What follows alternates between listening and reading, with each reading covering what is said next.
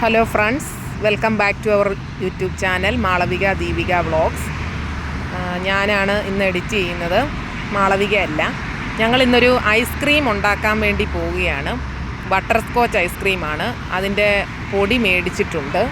അപ്പം നമ്മൾ അത് വെച്ച് വളരെ പെട്ടെന്ന് തന്നെ ഒരു ഐസ്ക്രീം ഉണ്ടാക്കാം. പാലും ഈ ബട്ടർ സ്കോച്ച് പൊടിയും ഉണ്ടെങ്കിൽ നമുക്ക് വളരെ പെട്ടെന്ന് തന്നെ ഐസ്ക്രീം ഉണ്ടാക്കാം. പഞ്ചസാരയുടെ ഒന്നും ആവശ്യമില്ല.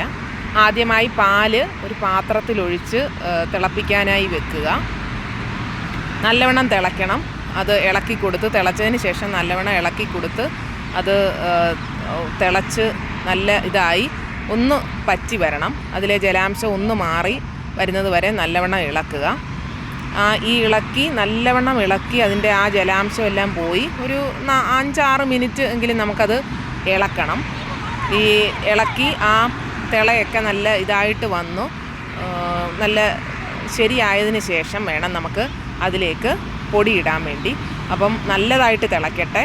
തിളച്ച് കഴിഞ്ഞതിന് ശേഷം ഇപ്പം തിളച്ച് ഒരുവിധം അതിൻ്റെ ആ ജലാംശം ഒരുവിധം വലിഞ്ഞിട്ടുണ്ട്, മാറിയിട്ടുണ്ട്. അപ്പം നമുക്കതിലേക്ക് നമ്മൾ മേടിച്ചിട്ടുള്ള ബട്ടർ സ്കോച്ച് പൊടിയുണ്ട്, അതിലേക്കിടാം. അതിലേക്കിട്ടതിന് ശേഷം ഒരു 10 മിനിറ്റോളം നമ്മൾ വീണ്ടും ഇളക്കണം കണ്ടിന്യൂസ് ആയിട്ട്. ഇളക്കി അതൊന്ന് കുറുകുന്ന പരുവത്തിലാകി വേണം നമുക്ക് കിട്ടാൻ. അപ്പോൾ അതുവരെ നമ്മൾ ഇത് ഇളക്കി കൊടുക്കുക. നന്നായിട്ട് ഇളക്കണം. ഇളക്കി നല്ല ഒരുവിധം ഒന്ന് കുറുകുന്ന പരുവാകുമ്പോൾ നമ്മളത് വാങ്ങി വെക്കുക. അതിനി തണുക്കാനായി വെക്കുക. തണുത്ത ശേഷം മാത്രമേ ഇനി നമുക്ക് ഇത് അടുത്ത പ്രോസസ്സിലോട്ട് കടക്കാൻ പറ്റത്തുള്ളൂ. അപ്പം നന്നായി തണുക്കാനായി വെക്കുക. ഞാനിത് വെളിയിൽ നിന്നാണ് എഡിറ്റ് ചെയ്യുന്നത്. അത് കാരണം കാറിൻ്റെയൊക്കെ ശബ്ദം, വണ്ടിയുടെ സൗണ്ട് ഇതിനകത്ത് വരും. അപ്പം നമ്മളിത് ഐസ്ക്രീം എല്ലാം നല്ലവണ്ണം അത് തണുത്തതിന് ശേഷം നമ്മൾ ഇത് ഐസ്ക്രീമിൻ്റെ ഒരു പാത്രത്തിലേക്ക് ഒഴിച്ചു വെക്കുക. ഏതെങ്കിലും ഒരു ബൗള് മതി. ഇതിപ്പോൾ ഞങ്ങൾ നേരത്തെ മേടിച്ച ബട്ടർ സ്കോച്ചിൻ്റെ ഐസ്ക്രീമിൻ്റെ തന്നെ പാട്ടയുണ്ടായിരുന്നു. ബോളുള്ളത് കൊണ്ട് അതിനകത്തിലാണ് ഒഴിച്ചു വെച്ചത്. ഇത് ഒഴിച്ചു വെച്ചതിന് ശേഷം അടച്ച് ഇത് നമ്മൾ ഫ്രീസറിൽ ഒരു 4-5 മണിക്കൂറെങ്കിലും ഫ്രീസറിൽ ഇത് വെച്ചിരിക്കണം. 5 മണിക്കൂർ ഇത് ഫ്രീസറിൽ നമ്മൾ വെച്ചിരിക്കണം. ഫ്രീസറിൽ വെച്ചതിന് ശേഷം നമ്മളെടുത്ത ഒരു സ്റ്റേജാണ് ഇപ്പം കാണുന്നത്. ഇതിനിയും നമ്മൾ ഇത് ഈ ബൗളിൽ നിന്ന് ഇത് എടുത്തതിന് ശേഷം നമ്മൾ മിക്സിയിലിട്ട് ഒന്ന് അടിച്ച് വെക്കുക.